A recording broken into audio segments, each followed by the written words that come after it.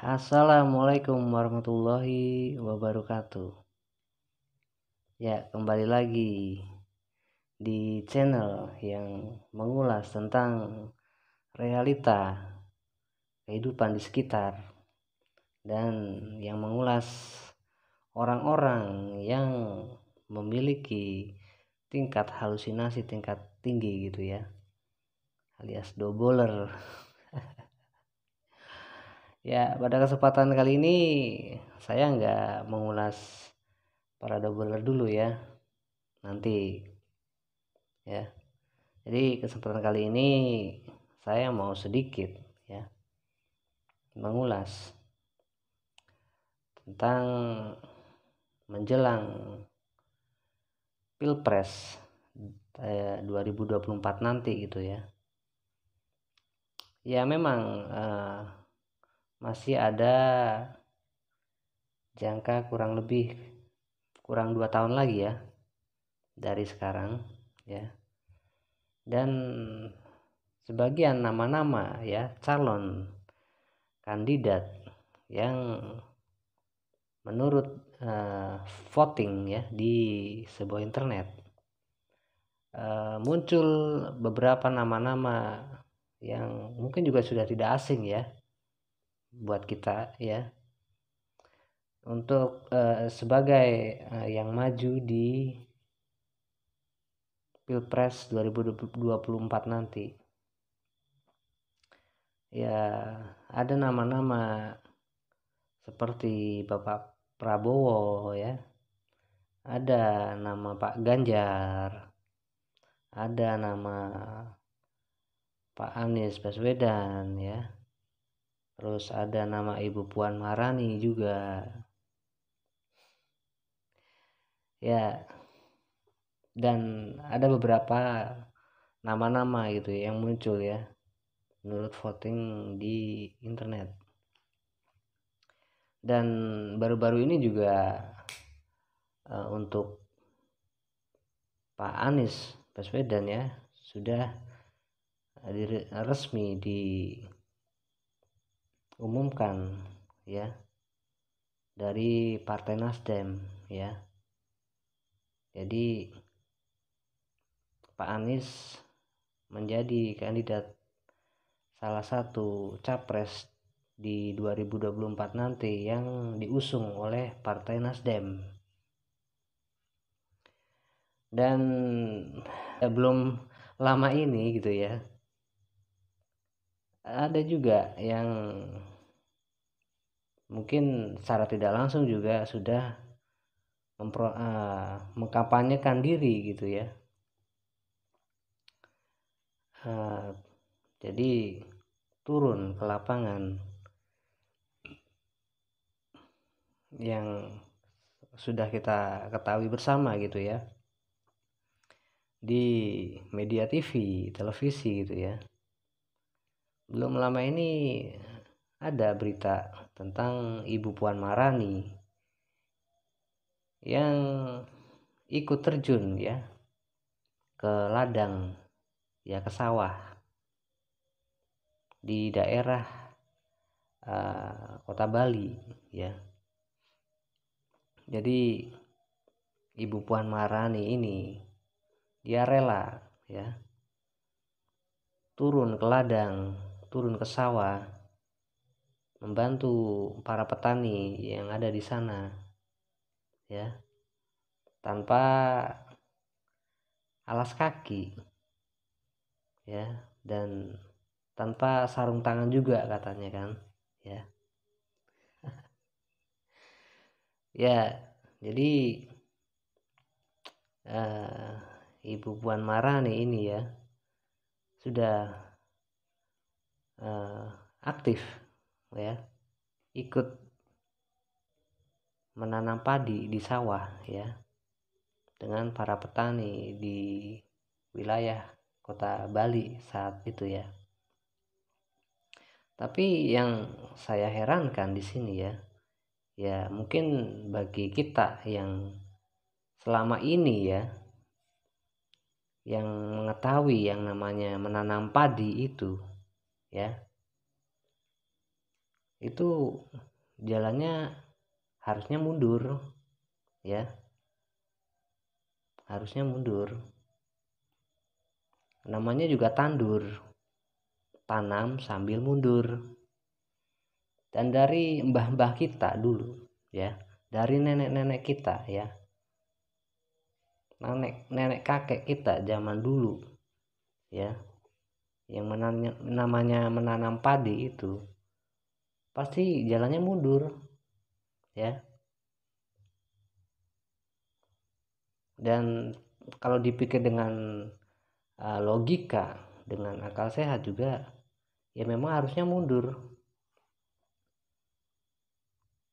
Karena kalau jalannya maju, sudah pasti tanaman yang sudah kita tancapkan ya, padinya itu pasti akan keinjak-injak lagi, akan rusak ya.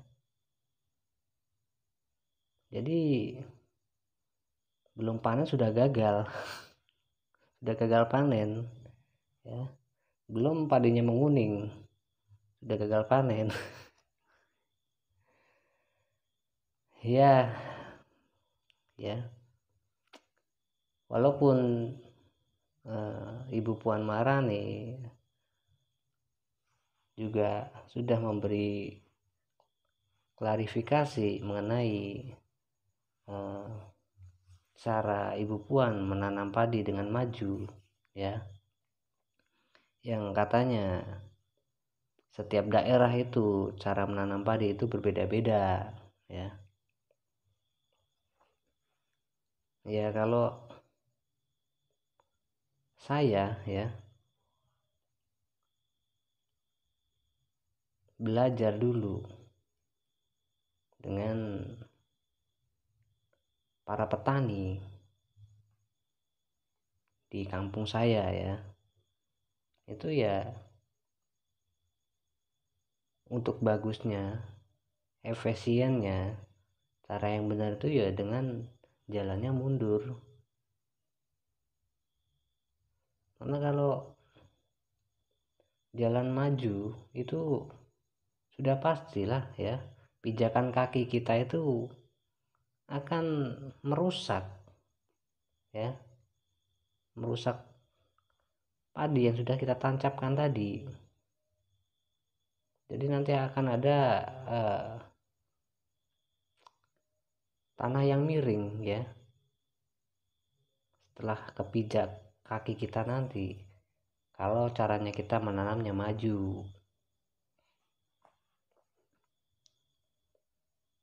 Jadi saya juga pernah menjadi seorang tutor ya, jadi seorang tutor ya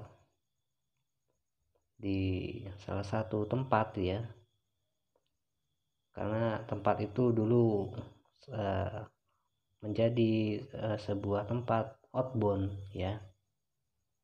Jadi di sana juga ada yang namanya belajar tentang alam gitu ya, belajar mengenal alam. Dan saya juga pernah menjadi tutor di sana untuk mengajarkan, memberi edukasi kepada anak-anak PAUD ya, anak-anak TK dan anak-anak SD yang kelas 1, kelas 2 gitu ya, yang memang perlu diberikan edukasi ya, cara menanam padi, cara menanam jagung, cara menanam sawi, kacang panjang gitu ya. Itu saya pernah menjadi tutor, itu pernah ya, jadi mengajarkan anak-anak PAUD, anak-anak TK ya sampai SD anak kelas 3 lah ya, maksimal kelas 3. Karena kalau sudah kelas 3 ke atas mungkin dia sudah paham bagaimana cara menanam padi yang benar, udah tahu ya. Dan pasti saya juga mengajarkannya juga caranya juga mundur ya, sama, karena itu udah turun temurun ya, teknik yang diberikan para petani Indonesia ya untuk menanam padi secara tradisional. Tapi selepas itu apapun itulah ya ambillah segi positifnya ya, dimana Ibu Puan Maharani ini rela dan mau ya bergotong royong dengan para petani di daerah Bali kemarin ya, untuk langsung terjun ke ladang, ke sawah untuk menanam padi di sana. Ya ambillah segi positifnya ya, dan apapun itu terserah kalian yang menangkap ya dari cara Ibu Puan Maharani menanam padi. Oke, kembali ke sesuai judul panel ya. Jadi kurang 2 tahun lagi ya, kita sebagai warga masyarakat Republik Indonesia ya akan memasuki pemilu 2024, Pilpres 2024 ya, yang siapapun calonnya nanti ya, siapapun kandidatnya yang nanti, kita harus memilih seorang calon pemimpin yang kita memilih itu dengan akal sehat kita dan dengan hati nurani kita ya. Kita memilih sesosok seorang calon pemimpin negara kita ini ya, itu gak cuma asal-asalan ya, karena biar gimana pun ya, nasib kesejahteraan kita ya, nasib bangsa negara kita ke depannya, dan nasib daripada anak cucu kita di masa depan itu tergantung kita yang memilih siapa orang yang menurut kita itu layak dan mampu mengemban tanggung jawab menjadi seorang pemimpin negara ya. Jangan sampai kalau kita memilih seorang pemimpin negara itu hanya karena kita mendapat sebuah amplop gitu ya, nggak usah menutup mata, nggak usah tutup telinga ya, nggak usah, karena hal-hal seperti itu pasti ada ya kan. Jadi semoga saja ya, semoga saja, dan harapan kita juga sama, di pemilu Pilpres 2024 nanti yang akan datang sudah tidak ada lagi yang namanya money politik ya, sudah tidak ada lagi yang namanya amplop ya. Jadi kita berharap bersama gitu ya, semoga pemilu Pilpres 2024 nanti itu benar-benar jurdil ya, jujur dan adil. Jadi kita sebagai warga negara Indonesia yang baik ya, kita manfaatkan hak kita ya untuk memilih seorang pemimpin itu yang benar-benar kita anggap orang itu memiliki kemampuan ya, dan yang terutama orang itu mampu mengemban amanah ya, dan seorang pemimpin itu bisa mensejahterakan rakyatnya, ya, memberi keadilan pada rakyatnya dengan seadil-adilnya dan mampu mengayomi masyarakat kita, ya, khususnya untuk kalangan menengah ke bawah, untuk para nelayan, para petani, dan para buruh tenaga kerja, ya. Itu kita harus benar-benar selektif dalam memilih calon seorang pemimpin yang akan datang, ya, di 2024 nanti. Jadi pilihlah, ya, seorang calon pemimpin yang benar-benar mempunyai kemampuan yang kita menganggap orang itu bisa mempertanggungjawabkan, ya, kepemimpinan orang itu dan mengemban amanah tanggung jawab yang sangat besar, ya, karena nasib negara bangsa kita ini tergantung kita yang memilih siapa orang yang akan menjadi presiden nanti, ya. Jadi ini bukan sekedar main-main gitu, ya, dan bukan sekedar syarat semata gitu, ya, untuk asal memilih siapapun orang yang akan maju sebagai capres di 2024 nanti. Dan untuk para generasi muda saat ini, ya, ikutlah memilih dengan penuh pertimbangan, ya, dengan akal sehat, dengan hati nurani,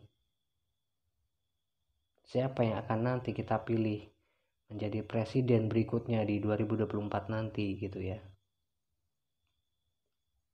Dan saya berharap, ya, semoga untuk pemilu pilpres di 2024 nanti, ya, untuk para ODGJ ini tidak usah diikut sertakan lagi, ya, karena tidak berpengaruh, ya, sama sekali untuk kemajuan bangsa negara kita.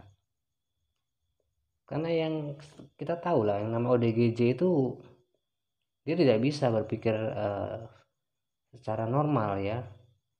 Dia tidak bisa memilih seorang kandidat calon yang nanti akan ada, ya, nama-nama atau wajah foto calon presiden yang akan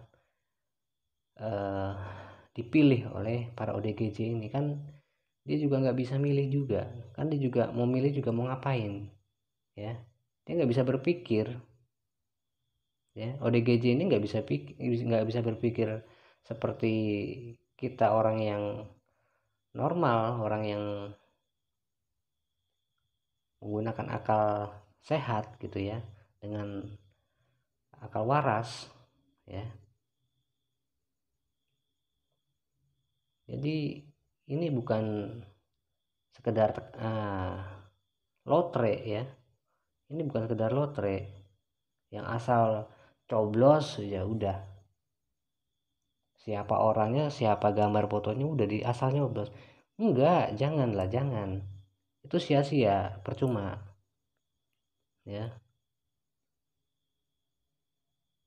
Jadi utamakanlah segala sesuatunya berpikir, bertindak itu dengan otak akal sehat dulu, ya. Apalagi ini memilih seorang pemimpin kepala negara gitu, ya. Ini bukan sekedar memilih pemilihan RT gitu, ya, bukan. Ini tentang menyangkut masa depan bangsa dan negara kita loh, ya. di pemilu kemarin ya 2019 itu ODGJ yang ikut serta dalam pemilihan suara itu ada 3.500 orang ODGJ ya. Dan nggak habis pikir juga gitu loh. ODGJ itu dia milih orang itu atas dasar apa ya? ODGJ itu bisa bisa nyoblos, bisa milih itu atas dasarnya apa? Dia bisa memilih orang itu. Ya paling enggak pasti ada yang bimbing juga kan, ya. Kalau udah ada yang bimbing itu juga berarti udah nggak fair, ya enggak? Iya dong. Memang hak setiap warga negara Indonesia memiliki hak untuk ikut serta dalam pemilihan presiden, ya. Tapi nggak ODGJ juga, ya. Nggak ODGJ juga. ODGJ itu nggak bisa memikir dengan akal sehat, dan dia juga nggak tahu orang-orang yang dipilih itu seperti apa orangnya, ya, karakternya orangnya seperti apa, sepak terjangnya selama ini dia seperti apa, tidak tahu ODGJ, ya. Jadi mendingan kalau saya pribadi, para ODGJ itu disembuhin dulu aja, ya, disembuhin dulu, ya, benar-benar sudah sembuh, sudah seperti manusia normal lainnya. Kalau mau diikutkan serta juga nggak apa-apa, baru nggak apa-apa. Tapi kalau masih dalam ODGJ yang masih dalam proses perawatan di rumah sakit, terus ikut serta untuk memilih hak suaranya, memilih uh, presiden, itu percuma ya, itu nggak logis ya, nggak logis. Saya bukan mendiskriminasikan ODGJ, bukan membatasi hak-haknya mereka untuk ikut serta dalam pemilihan presiden di 2024 nanti, bukan. Tapi kalau alangkah baiknya, kalau saran saya, para ODGJ ini mendingan disembuhin dulu secara total gitu ya. Jadi ya itulah, kita untuk para yang berpikir, yang memiliki akal sehat ya, yang memiliki akal waras, dan yang memiliki hati nurani, pilihlah calon presiden yang nanti akan uh, yang akan tiba di 2024 nanti. Itu kalian harus benar-benar selektif ya. Jangan karena amplop ya, yang berapapun nominalnya dalam amplop itu tidak sebanding dengan masa depan bangsa dan negara ini ya, nggak sebanding. Berapa sih di dalamnya? 300.000 ya, 500.000, 1 juta, 5 juta, itu nggak sebanding dengan masa depan bangsa dan negara kita ke depannya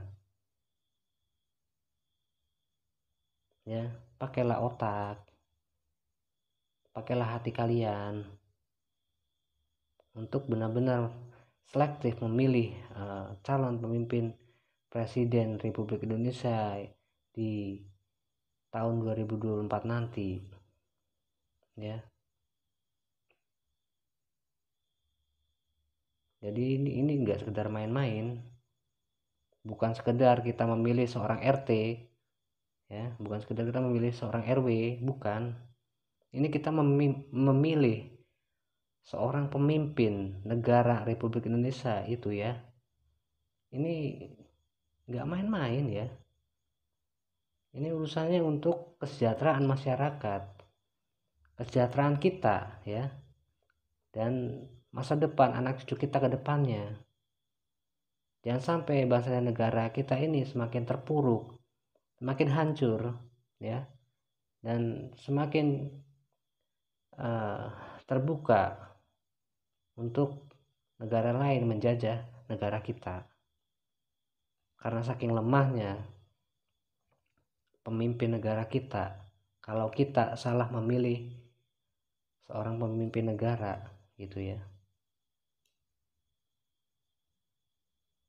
Dan harapan kita semua sama ya, semoga pemimpin negara kita yang akan datang ya di 2024 nanti itu mampu membawa negara kita, bangsa kita ini menjadi negara yang lebih baik dari saat ini ya, menjadi negara yang lebih makmur, lebih sejahtera, dan mampu mengayomi para masyarakat ya. Dan semoga orang yang terpilih nanti itu benar-benar dapat menjalankan amanahnya ya, sesuai janji mereka dikala dia sedang berkampanye gitu ya. Visi misinya dia ucapkan di depan ya, tapi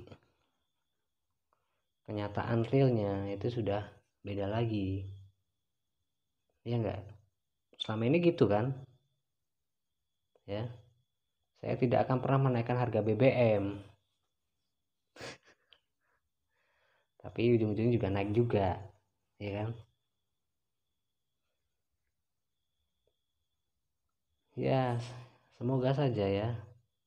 Jadi walaupun kurang 2 tahun lagi gitu ya, tapi saat ini sudah ada ya calon-calon kandidat yang akan maju menjadi capres ya. Ya contohnya salah satu sudah ada Bapak Anies Baswedan ya, sudah diumumkan oleh Partai Nasdem yang akan maju menjadi salah satu capres di 2024 nanti. Dan kita juga akan menunggu ya. Dan di samping itu kita juga harus memilih ya siapa dari calon-calon yang sudah diumumkan di publik gitu ya, dari partai apapun itu. Kita juga harus mulai berpikir ya dan mencermati siapa calon kandidat yang kita rasa kita anggap orang itu mampu mengemban amanah ya, orang itu mampu menjalankan sebuah negara ini dengan penuh tanggung jawab ya, penuh dengan keadilan, penuh dengan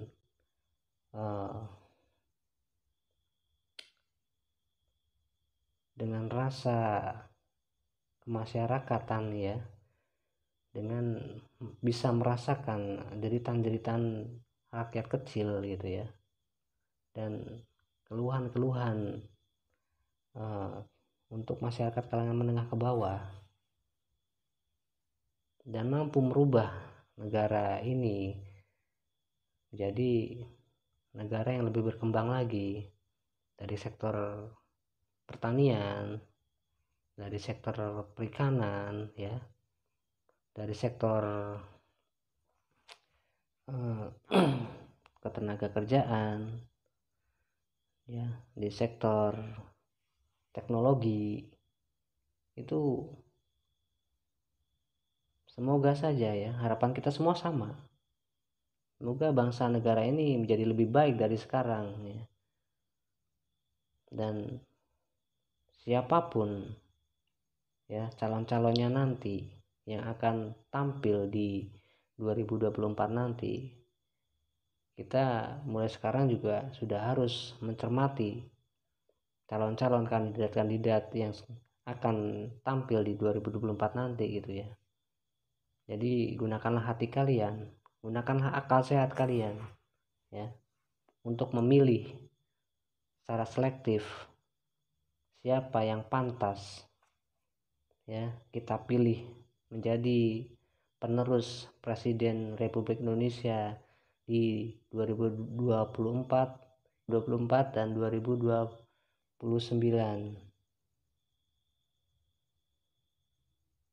Jadi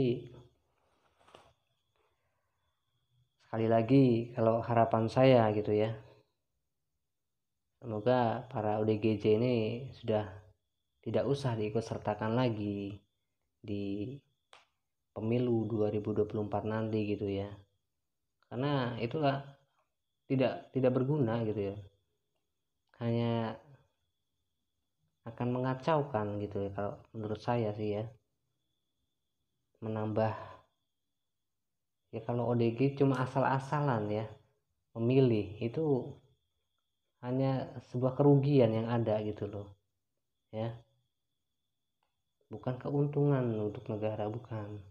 Karena kita memilih itu bukan untuk sekedar asal-asalan ya, kita memilih seorang pemimpin negara ya, memilih seorang presiden itu nggak cuma sekedar asal-asalan ya, ini serius gitu loh, ini menyangkut masa depan bangsa dan negara kita gitu loh. Jadi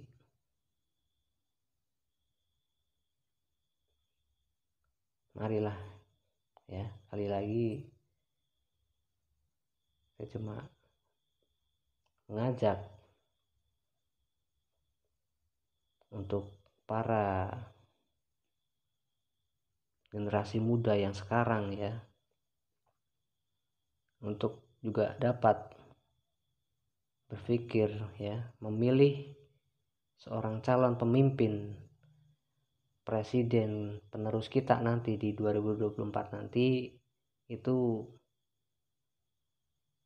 dengan hati kalian ya, dengan akal sehat kalian, dengan akal waras kalian, tidak dengan serta-merta hanya ikut-ikutan gitu ya, hanya terprovokasi dari ajakan seseorang atau teman atau siapapun itu ya.